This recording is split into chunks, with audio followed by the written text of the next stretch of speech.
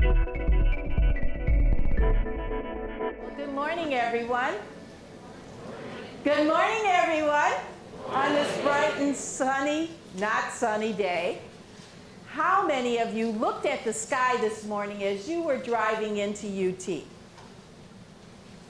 It is something we do every day, many times during the day. We are here to talk to you about becoming a citizen scientist and observing the clouds and entering that data on the internet for others to see.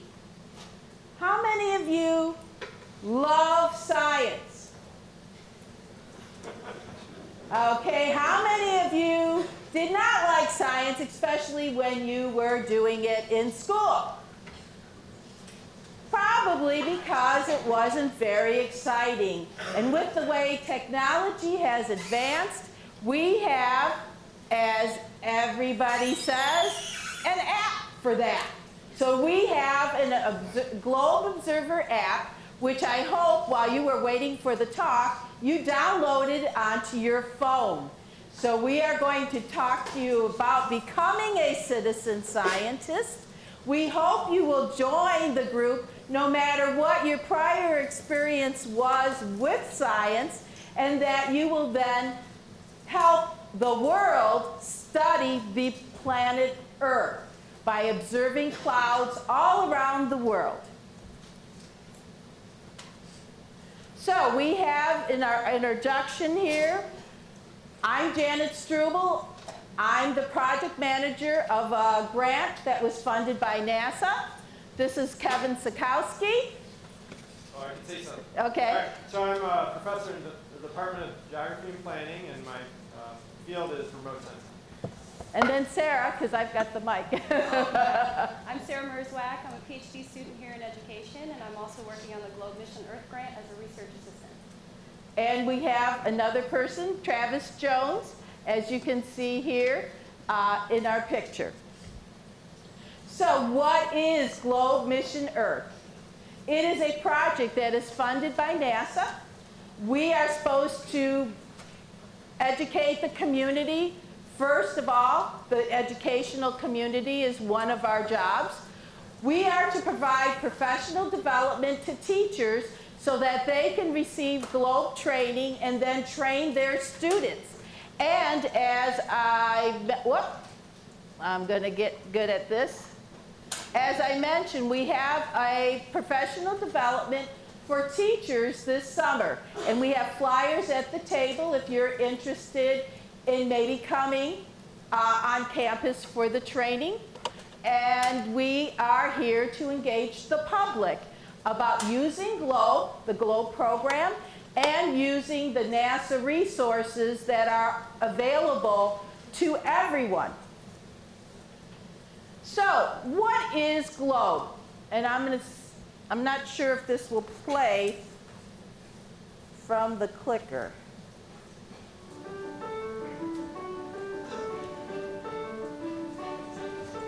The Globe program connects students, teachers, and scientists from around the world through hands-on science research activities called protocols. We're sampling invertebrates, and then we're looking at our key and deciding what they are, and then we're going to put it on the Google books. So they're looking at data that students around the world have collected, and they're seeing how their data is going into that same pool. And so now they're part of this global group of students who are monitoring all parts of the ecosystem. No matter where we live, our common bond is the Earth, and Globe allows all of us to discover and learn about the air we breathe, the water we drink, and the soil we use. Globe connects us to our planet and one another through interactive exploration. I think it's cool to see that everybody all around the world are doing this just to help the Earth.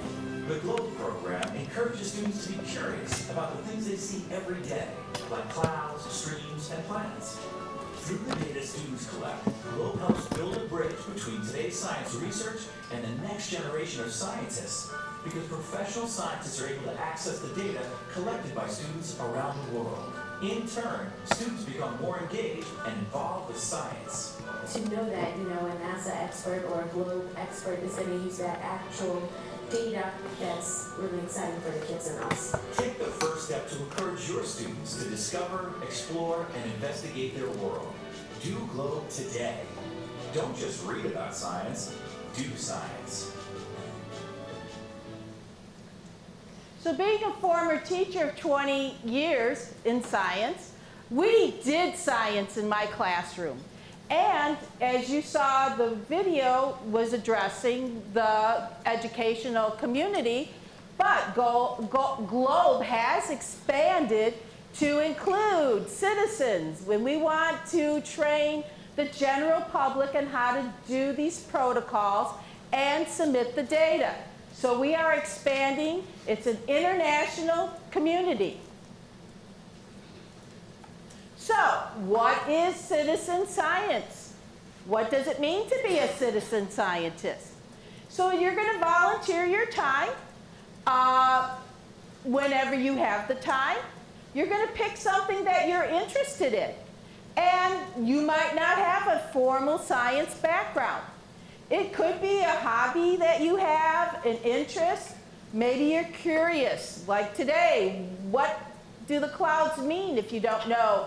What kind of weather is going to be coming our way, depending on what kind of clouds are in the sky. And for most programs, you're going to use a mobile phone with usually has an app, or you're going to go and connect via your computer to the internet and submit your data to a central location where everybody can look at your data. Our PowerPoint will be on our Globe website that we have, and so you don't really have to worry about taking a lot of notes. Everything will be there in PDF form. I did check the links, so the links that I have here that I have here at the bottom should work, the hyperlinks. So in general, this I found on the internet, the Science Starter has many projects located for you. So what are some of the few projects that are out there that you might want to get interested in? Well, there's one on bees. Now notice that the bee population, if you're studying when the bees are here in Ohio, some of the projects are local. They're geographically located. I went to the National Wildlife Association, and I will get this right by the end of the presentation. They have many listed. Notice you can look at frogs, you can study the monarch butterflies, you can look at the birds, and you can also look at the stars. Another one that is similar to Globe, I wanted to point out, is the Project Bud Burst, to look at when the budding occurs on trees and other plants.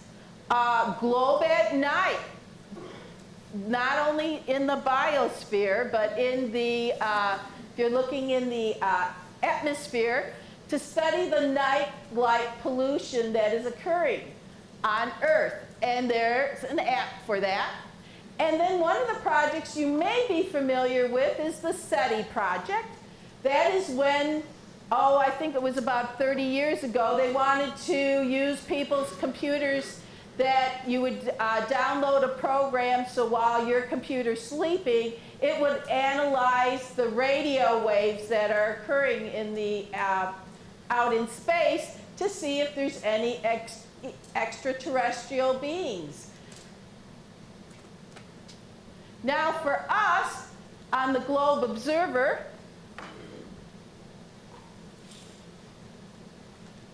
whoops.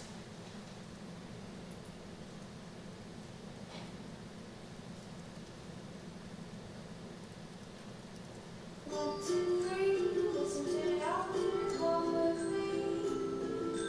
1, 2, 3, listen to the last name. Okay. La la la la, we know the best way to show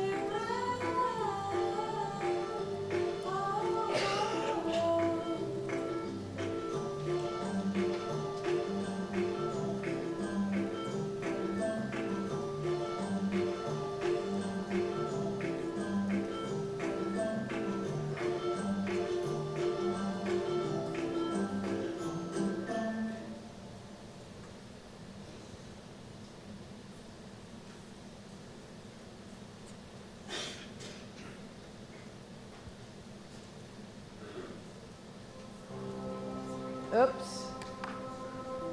I see it. Okay. GLOBE is a community of scientists, teachers, students, and citizens from more than 100 countries around the world. Their efforts in collecting information, or data, are helping us to better understand our environment. And now we need your help in collecting data so we can better understand the different types of clouds and the effects they have on Earth's climate. At any time, over 70% of the Earth is covered by clouds. Okay. And these clouds play a really important role in helping to control Earth's temperature. Dad, it's actually Jessica on that one. Our person from Langley is on that one. Our project, which I failed to mention early in the beginning, is we are a collaborative effort with other universities in the area.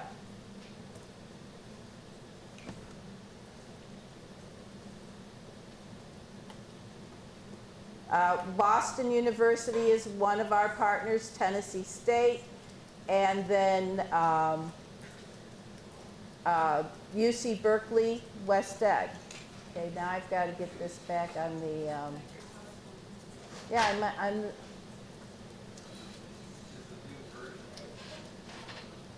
okay, let's go. There we go.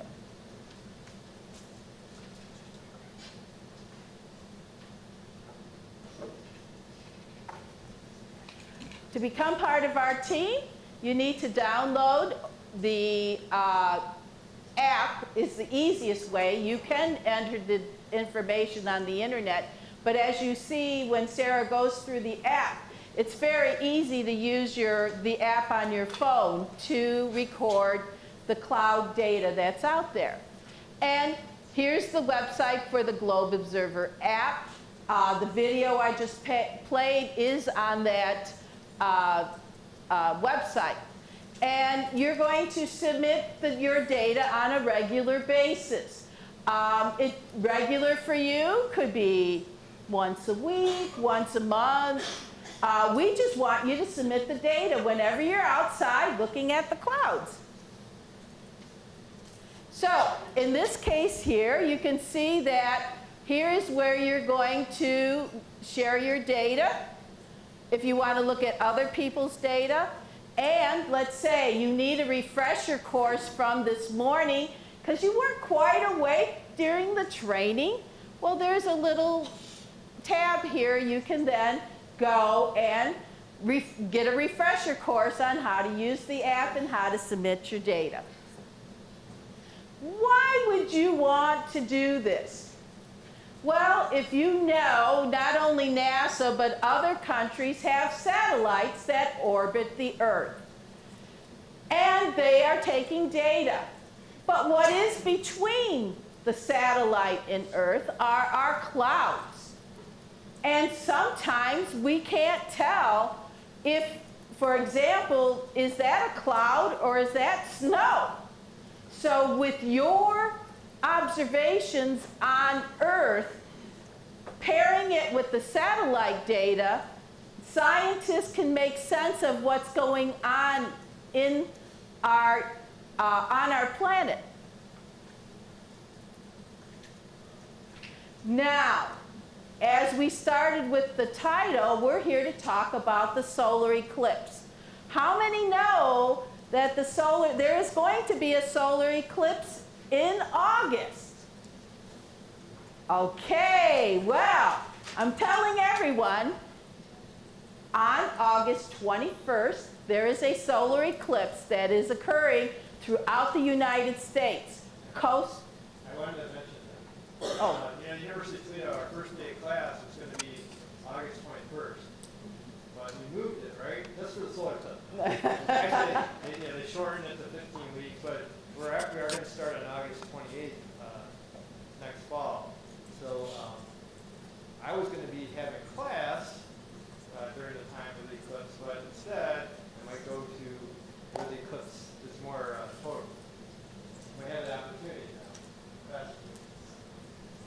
So we do have videos, and I want to show you about the solar eclipse. But notice on the website here, there is a countdown that, now this is a screenshot, but we'll go to the regular shot of a countdown for when the solar eclipse will be happening on August 21st. I will show you in a minute. Cannot, let's see.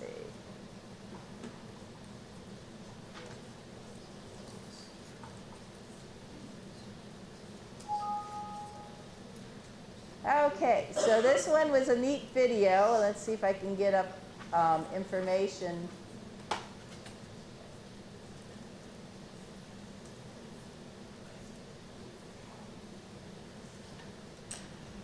Well, I'll see if I can, okay.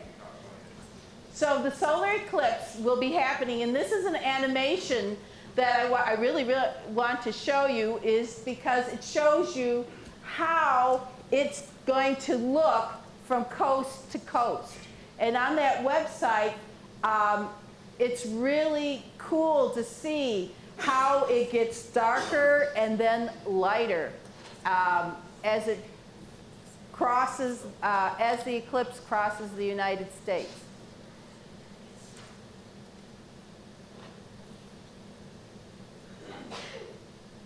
There's the countdown right here. It's live now, so you can see that it's going.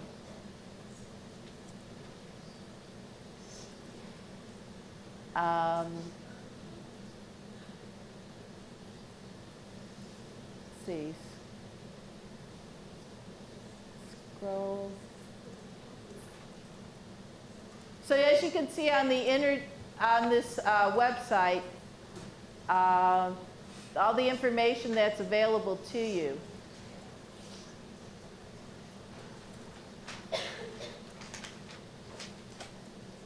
Janet, Yes. can I take a minute just to put in a plug? Oh, yes, For Karen. those of you who would like to know more about the eclipse, the Riddle Planetarium is planning a whole series of workshops. You'll be hearing about those later this spring.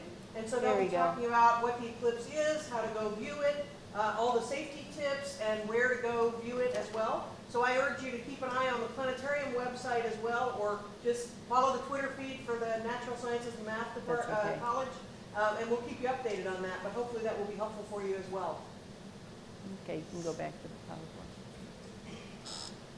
So we have solar eclipse glasses for you here. We didn't pass them out yet because we want you to come back. It's your little carrot to come back after we go outside to observe the clouds. But it's a big deal. For the United States, and you might correct me, 2024? 2024, there'll be one that will actually be total in Toledo. But if you don't want to wait that long, Yeah. catch this one. Yeah. I'm glad you chimed up. So what, and we have an expert here, but this gives you some idea of what is happening for a solar eclipse to occur. And we don't see them that often because the moon has to block the sun. And you have to think it's three-dimensional. It's not often that all of these things are aligned. And here you can see then how we see it on Earth. In Africa here, they show you the shadow that's going to occur and that you will see. And notice it says not to scale, because this is just to illustrate, just a refresher on the science behind a solar eclipse. But go to the solar eclipse website that NASA has, and you'll be able to find a lot of information about solar eclipses and why they occur, and lunar eclipses. All that information's there. So let's see if we have another, if this one will play.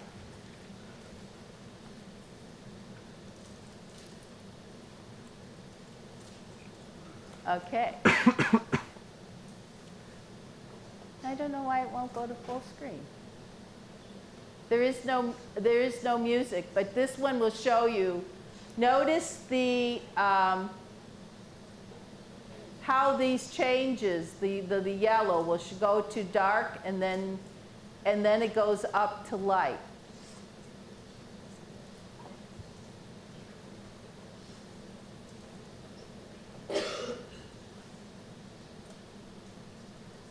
So that is what is going to be occurring on August 21st. We play that again.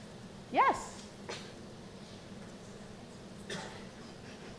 One thing I found interesting is that the eclipse is going to move from west to east across the U.S. That usually our light goes from east to west, right? When the Earth is rotating. So I thought that was an interesting thing of how the moon is moving in relationship to the Earth and the sun. Dr. Berkman, do you know why that's going to occur? Why will it go from west to east? Just because the moon's orbit moves, the moon moves much faster in its orbit than the Earth moves in its orbit around the sun. So the moon is moving faster than the Earth is rotating on its axis.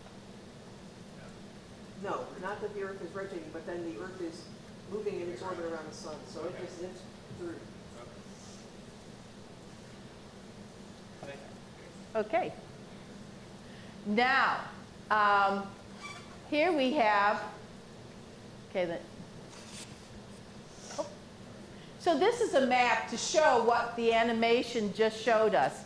And I thought it was interesting because sometimes it's hard to really think about all that is occurring, to show you across the United States the cities that will be in the path of the total eclipse.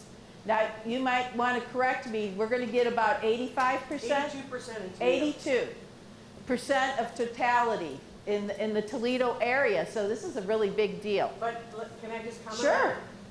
A partial eclipse, even at 82%, is nothing like a total eclipse. So if there's any way you can get to the center line where it's total, it will change your life. I guarantee it. I've done it myself. So, and I'll be somewhere in western Nebraska that day. So you're going to be in western Nebraska. I think kind of the closest is Nashville, Tennessee. Yeah. If you want to go there. Isn't that Nashville or? Yeah. Yeah. My nephew lives there, so he shall stay at his house. I will warn you that most of the hotels along or near the center line are already booked. They're already booked. Yeah. So, I was hoping that maybe 3 hours away from the center line, you might be able to stay and then drive. Since this will, and the time on there? Yeah, the time is on here. This is occurring in the afternoon. in the eastern part. In the eastern part. So you could, stay 3 hours away, drive to totality. I think it might get a little congested up the road. The other trick, if you really want to make sure you see totality, is be flexible, because you're going to want to check the weather a day ahead, 2 days ahead, and the morning of, and be prepared to drive, to get out from under the clouds if you're unlucky enough that the spot you picked is cloudy. So staying near somewhere where you can get on decent roads and move quickly is really important. Good. Even with the cloud, it's still getting dark. It will absolutely get dark, yes, even with the clouds. But you'll miss the spectacle of the total eclipse, yeah. Okay, what will it look like in Toledo? Well, there is a website that shows you. And Jim, you were asking about the time. So the time here, it's going to, whoops, I did that again. It'll beginning about 1 o'clock, and by the time the phase goes out, it'll be about 3:48. And can you click on the, so what will it look like from Toledo? And scroll down to the blue. And then we got to go, all the way. So this is a website that shows you what it will look like from the Toledo area.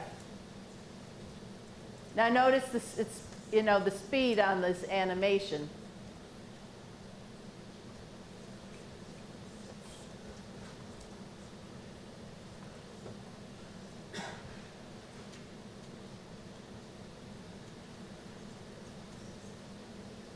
Do you want me to play it again? No? So cool.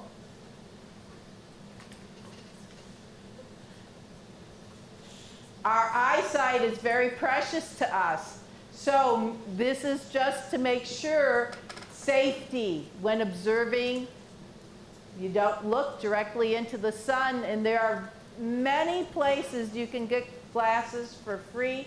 This is a big event. It's a big NASA event funded. Just go on the NASA websites. They're going to show you libraries and different parks, and a lot of people are participating. And today you can get a pair of solar glasses. But we want to include safety. Always, when you do science or anything, you want to be safe. And so the main thing, you never look directly into the sun. I just copied and pasted this just to make sure. If you refer to the PowerPoint, the website from NASA where you can get about the safety rules is right there. Oh, yeah. So John mentioned, you may hear things, there's like rumors may go around about the dangers of being outside during solar eclipse. And Jessica Taylor, who's a NASA scientist in Langley, she's from Mexico. She said there was a total solar eclipse when she was young there. And they didn't let the kids go outside of school because of they thought there was danger or something like that. So you may hear things like that it's dangerous to go outside. One was like pregnant women shouldn't go outside during the solar eclipse, things like that. But that's my understanding. All rumors. NASA has nice safety tips about not looking directly at the sun, but it's safe to go outside. We should all go outside and observe the solar. And also here, if you want to take video and stuff, there's this is just a warning with the camera, but they show you ways, if you want to videotape it for your own use, ways you can do that safely. So if that's something you're interested in, go and refer to the website here and check on ways you could record. Okay, now we're switching gears, and the next slide, we're going to be doing cloud observations. And just in case you need a refresher, there's another slide here. But we're handing it off to Kevin. Yeah.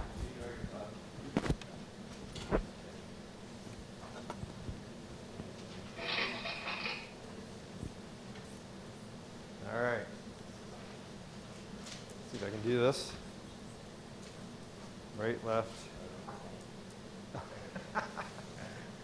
All right. So, of course, today is about observing the clouds and the solar eclipse.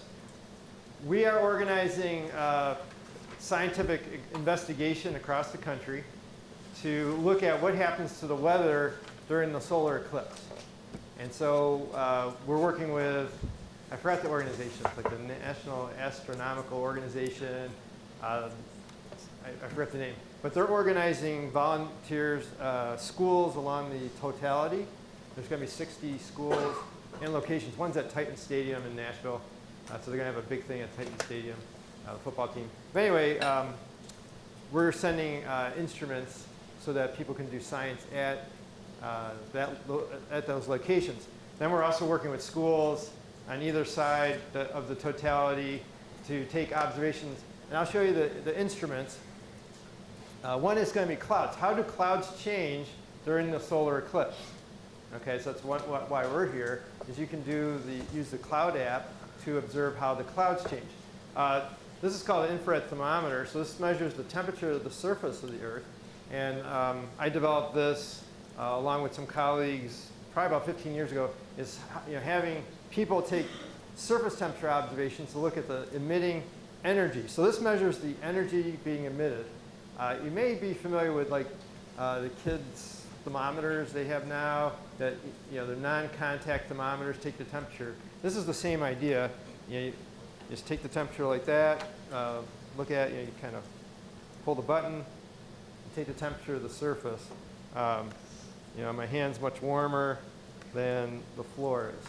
So we're going to have people go out, take the temperature of grass during the eclipse, like every 10 to 15 minutes. An hour before through an hour after the eclipse, see how the change of the surface temperature. They're also going to just do simple air temperature with thermometers and record that as well along with the clouds. So the idea is to see how this changes. We sent instruments to Indonesia. There was a solar eclipse last year, and there was about a 2 degrees Celsius change in temperature during the eclipse. Well, we're not sending any. Well, okay, so you could do wind speed with anemometers. We're not going to actually send those out, I don't think. But we can encourage that. Maybe, okay, we're talking about it. But after today, if you think, well, I want to be a site for observing the surface temperature and air temperature, we have a sign-up sheet here. I assume not everybody would want to do this, but we'll have a separate training later this spring in which you could do that. If you're working with other kids, or you can do it yourself. We will be providing instruments for people to take surface temperature, air temperature observations in addition to the cloud observations during the eclipse. I think we're going to have a practice run a few days before as well. So just to give you that. All right, so do you know your clouds? Does everybody know their clouds real well? No? Cloud types, can identify them? So that's one of the things we're going to do today is look at cloud type. We're also going to look at how much of the sky is covered by clouds. One thing to mention, when I was a junior in college, I did an internship with the National Weather Service. And at the time, I had to volunteer, so I went all summer long. I did learn by volunteering that I did not want to work for the National Weather Service, and I wanted to go to graduate school. And anyway, I think that was a really good decision, and then became a professor. The National Weather Service used to observe clouds. They no longer do that. They have instruments that measure the height of the clouds up to about 20,000 feet. They have like a laser or LiDAR. But they don't actually go outside and look at the clouds and say, okay, this is stratus clouds, these are cumulus clouds. So actually this GLOBE program is one of the few ways that clouds are observed around the world. Like I said, science organizations are not collecting this data. And as Janet mentioned, it's very important for validating satellite imagery. And we've published paper, at least one paper, on doing just that, validating satellite cloud and snow observations. Interestingly, on Monday, a NASA plane is going to fly over Toledo because they're doing an experiment for snow and clouds. So if you want to do your cloud observations on Monday, it's going to come over about 3 o'clock. You may see a plane. It's going to go 3 times across. It's going to go over campus here and then Scott Park campus. There may be some news about it. We'll see if we get something out. Anyway, so you can do clouds on Monday about 3 o'clock, 3:30.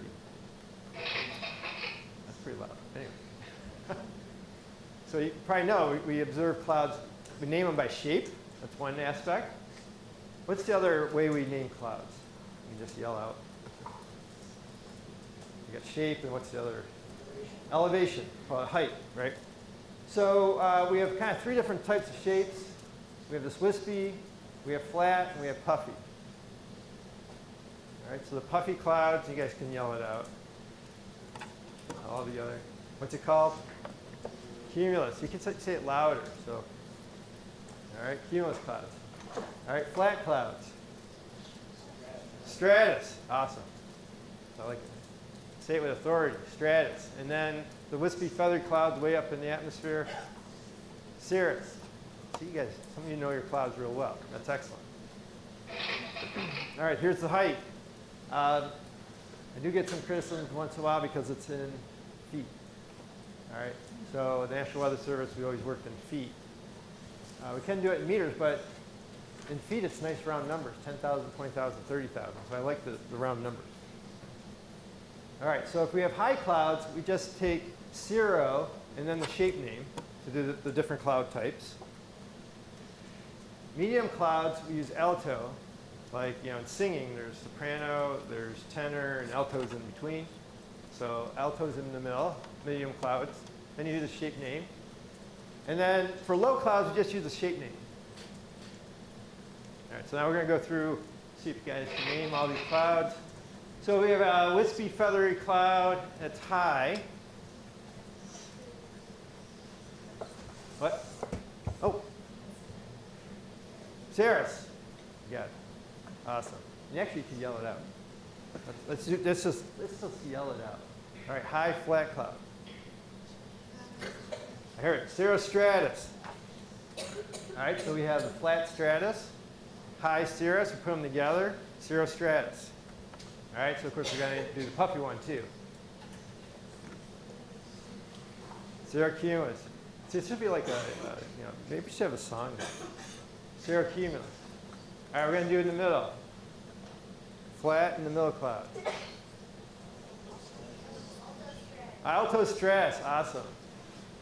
All right, see, this is pretty simple, right? Medium puffy, altocumulus. You just yell it out. It's all right.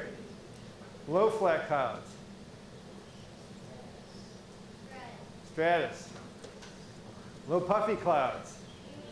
Cumulus. Beautiful. All right. Now here comes the toughest one. Puffy and flat.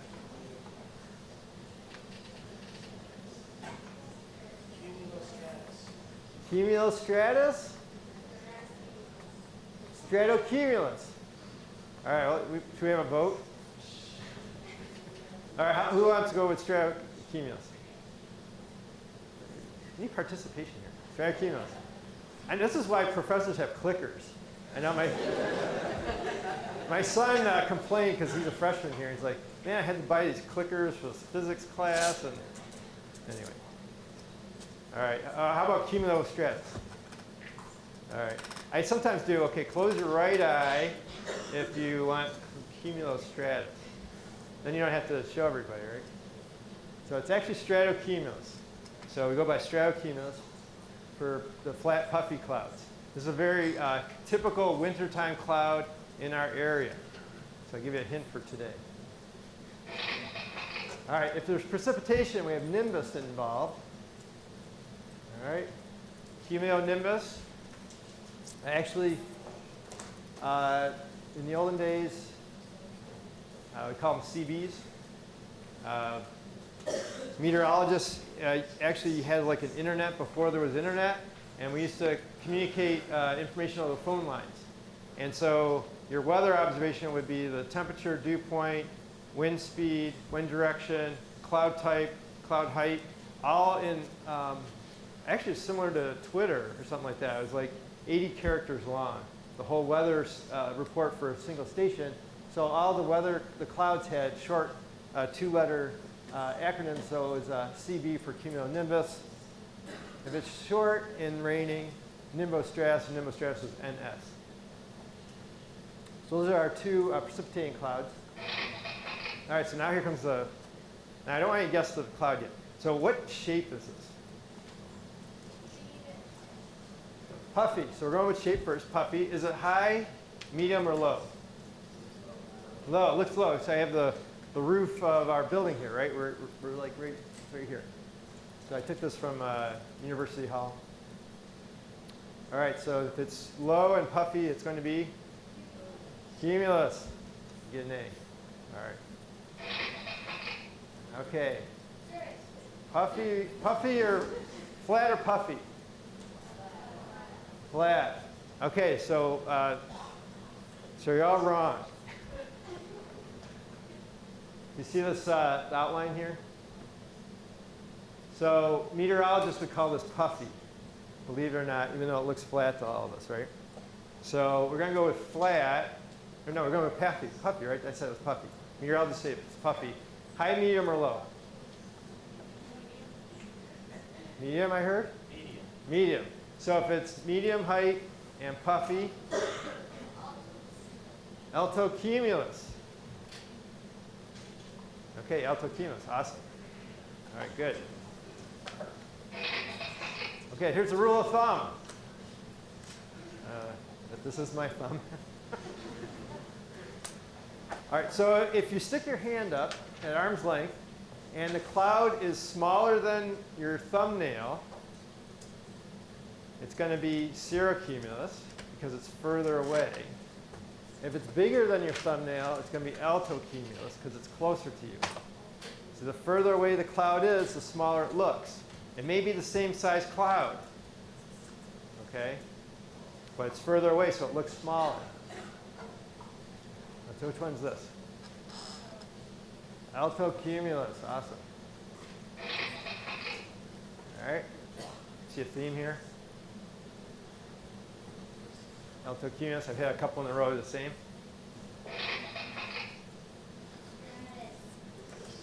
Stratus. Nimbostratus, anybody want? All right. I actually changed this one this morning. Stratus or Nimbostratus because it had been raining, but we tend to say fog is stratus. If it's raining, we'll say Nimbostratus, but it wasn't raining at the time I took the picture, so that's why sometimes I go with stratus, sometimes Nimbostratus. All right.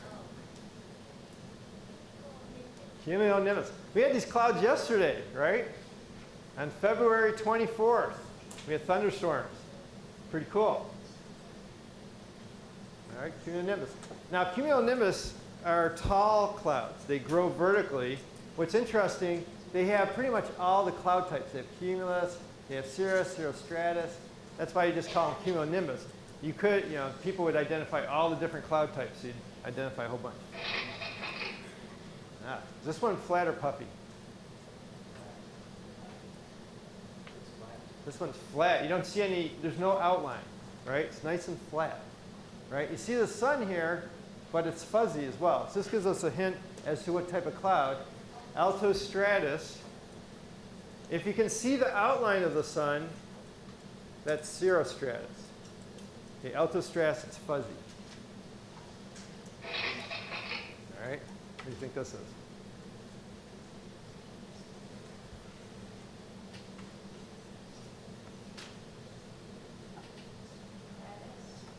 Altostratus. All right, altostratus. This is a mid-level cloud. I think you can see the building here. Right. Puffy? Cirrocumulus, or we'll go with it. There you go, awesome. Cirrocumulus. See the halo on this one? This is the light, I think right over here by the building. Cirrostratus, because you see a halo. So these are ice crystals. And boy, I forgot what angle this is. I think it's 22 degrees for the halo around the sun. Sometimes the moon gets the halo around the sun. So cirrostratus. All right, this is a vertical cloud. There you go. Awesome. All right, we're going to get, oh, I'm too far away.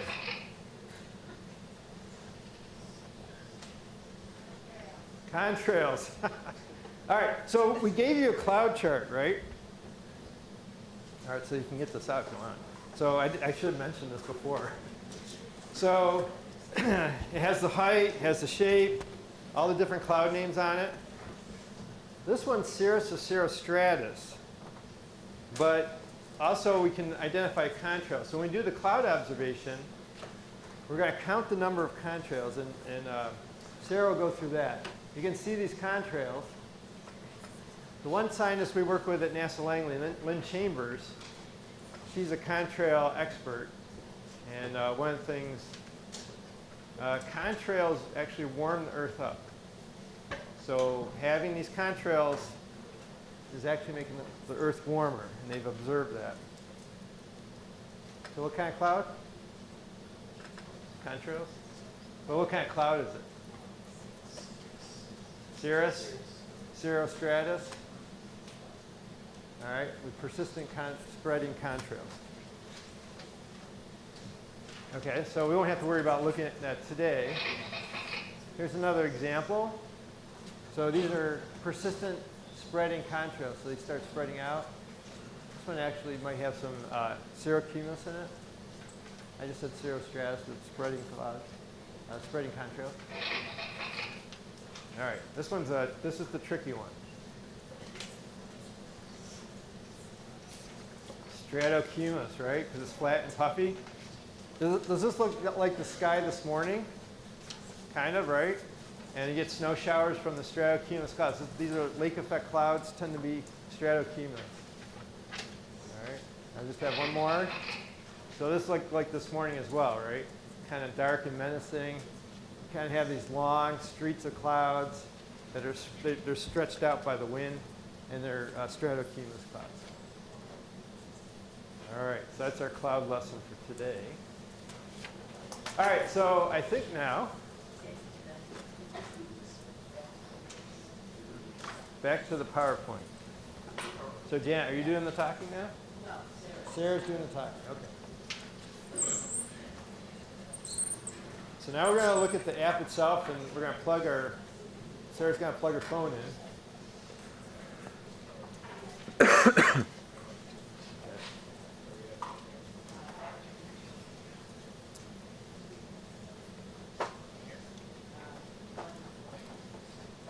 So Janet didn't mention, but GLOBE is an international program. So there's 117 countries that participate, and we work with many of them.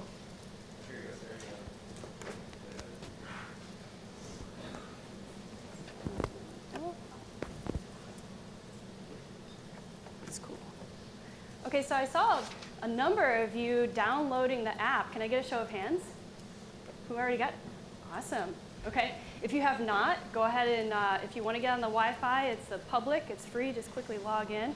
And you can download it, just search for Globe Observer app. And when you install it,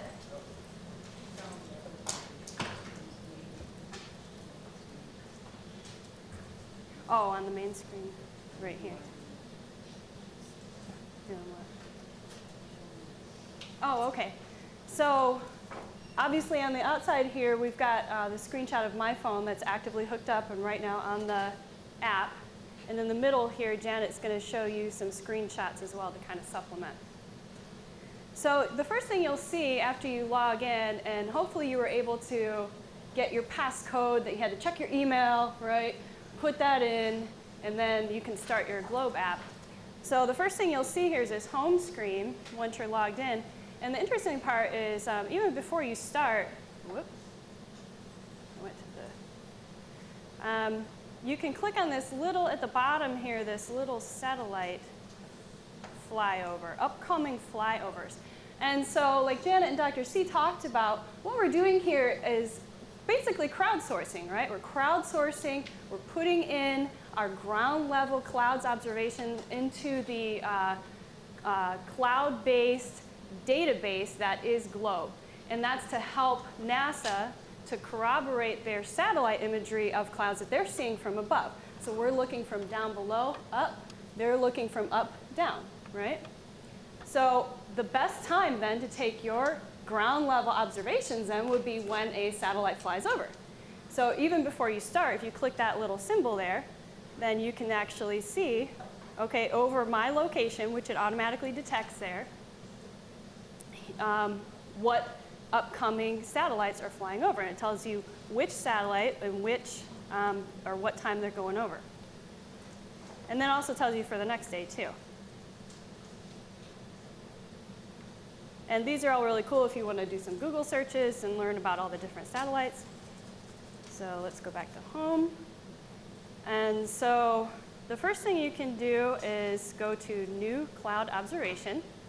And what you'll notice here is that automatically this app obviously has been made super easy to use because GLOBE wants citizens to use it. You don't have to be educated in science. You don't have to be a student of science. We want everybody to use this. So it automatically fills out for you your time, your date, and then your Latin long. Now, for those of you who are familiar with Latin long, that's truncated one digit, right? Does anybody recognize that? So it's not your pinpoint location, which we don't necessarily need for a clouds observation, right? We don't have to have a pinpoint location.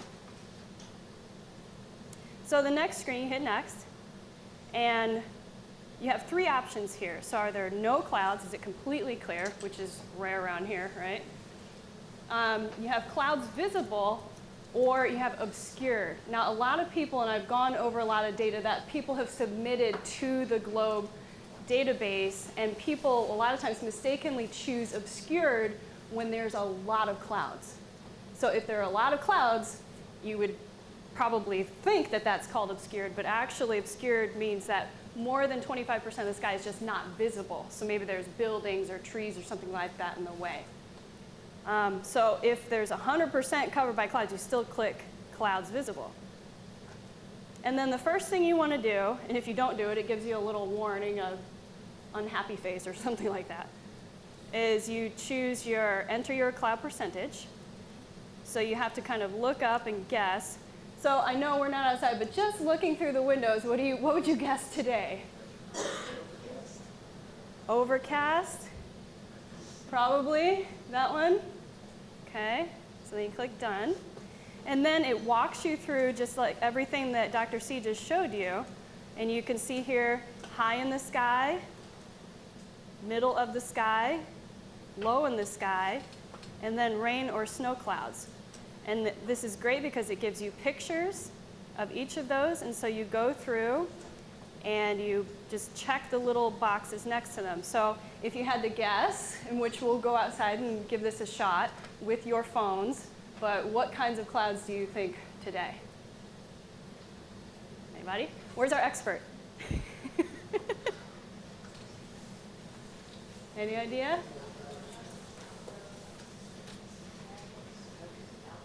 Altostratus, maybe? Maybe altostratus? Okay. Middle of the sky. Okay. And if there were any storm or rain clouds or snow clouds, then you would choose nimbostratus. And then easy is 1, 2, 3. You hit next. And now contrails are those human-made clouds, right? Left over by airplanes going by. And these are actually really important for you to record because NASA satellites observing clouds around our planet cannot track contrails. It just doesn't show up, right? So this data, especially for contrails, if you collect this from the ground, is very, very useful to NASA scientists. And so let's say that there are some contrails, because normally around here we're in a high air traffic kind of area, right? So you would choose what percent of the sky. Usually it's pretty low. And then what you want to do is just look. Are they short-lived? And we've all seen these kinds of contrails, right, where they're going and then it's just a short contrail behind the plane and it dissipates very quickly, right? So that would be a short-lived. Sometimes you'll see them where they just hang out, stick around forever on a very low windy day, right, low wind day. Persistent non-spreading. If it's windy, especially up high, then you'll see persistent spreading ones. And these eventually will become essentially cirrus clouds, right? So you would choose then the number. Let's say we see one of them or two of them out there. Scroll down, hit next. And then this is where the fun part is, and it's going to be hard for me to do this here. But as soon as you hit the button to take pictures, now what I've learned is that give your phone a moment to think about this, because maybe my phone is kind of old, but so when you rotate it, what you'll see here are these little symbols that pop up. And let's see if I can get it. Yeah, it's tough inside the building. So now I'm facing north, right? It's freaking out because we're inside. But what it does, and then you'll rotate around, it will automatically, you don't have to hit your camera button to take the photo. All you do is line it up. It's kind of like a game, and kids actually end up really liking this app because of that. So it's like a game. You line up that circle there, and when you do, it takes the photo of north, and then you rotate around to the east, and so on and so forth. Go all the way around, and then you want to do one up, okay? And it's not doing it, but when I get outside, it will take the photo automatically.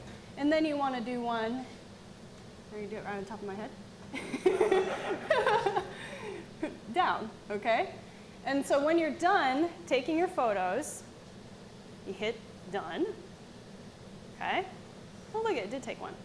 And then you can scroll down, and you can look at the photos that you've taken. And if you don't like any one of them, you can click on it and retake it. You can also add captions in there, which is kind of cool. And finish, and you're done. The final piece here that you want to do, and normally you're going to be outside somewhere, right, with no Wi-Fi. So once you get back to a place where you have Wi-Fi, turn your Wi-Fi on, connect, and then you'll go and hit review, send my observations, and you can say, okay, I want to send that one, and I'm not going to do it because that was a crappy photo. But you will send your cloud observation to Globe, and you'll see it takes a minute or two, depending on your connection. It uploads those photos to the cloud database that is Globe, and NASA scientists can use it. Not only NASA scientists, but students from around the world, like we saw in the video, will access this information and do research projects. So this is crowdsourcing for clouds. And I like to call the Cloud Observer app for Globe the gateway drug to Globe. Because that's what it's been for me. You get hooked on the Globe Observer app looking at clouds, and then you start digging deeper into Globe and you realize you can observe water and soil and wildlife and all kinds of cool things. So start with this, get hooked on Globe. Okay? Good, so we're gonna head outside? Oh, yeah. So up here, if you really don't like, which I'm going to do here, what you recorded, hit the trash button, confirm, delete, yes, gone, you can start over. So try not to send crappy data to the database. But your cloud observations are probably going to be pretty good. And what we found when we published our paper is that the student observations were really accurate. They're at their school, they observed the clouds, they observed the snow, they knew what they were doing.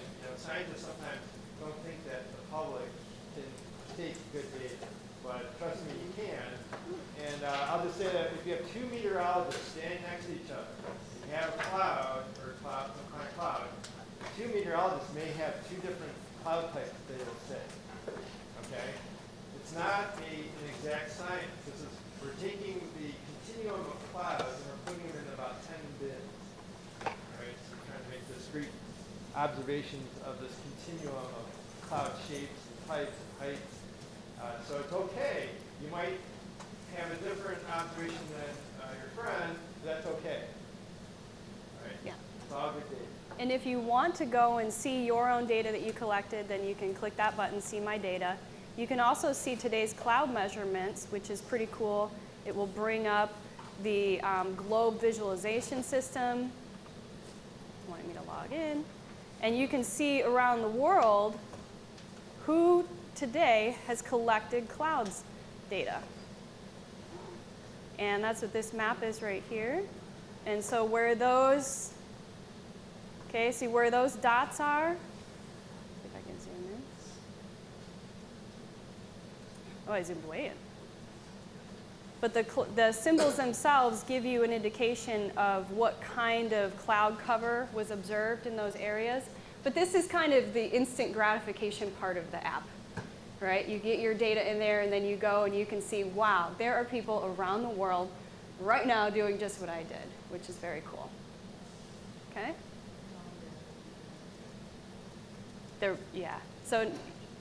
So Globe is actually working on some improvements to the app, so it will continue to get better. So in March, look forward to even better options. Yeah, so the update, you notice your cloud charts say cool at the top, S''COOL.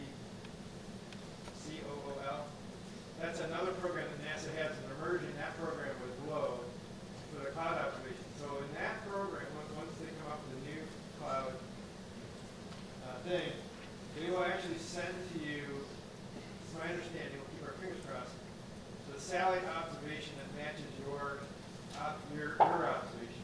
So then you can see how the satellite matched what you did.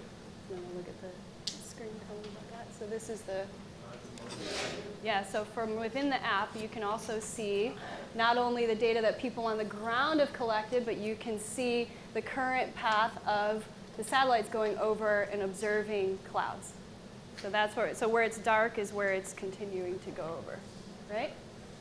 Hasn't recorded that yet. Cool, huh? Yeah?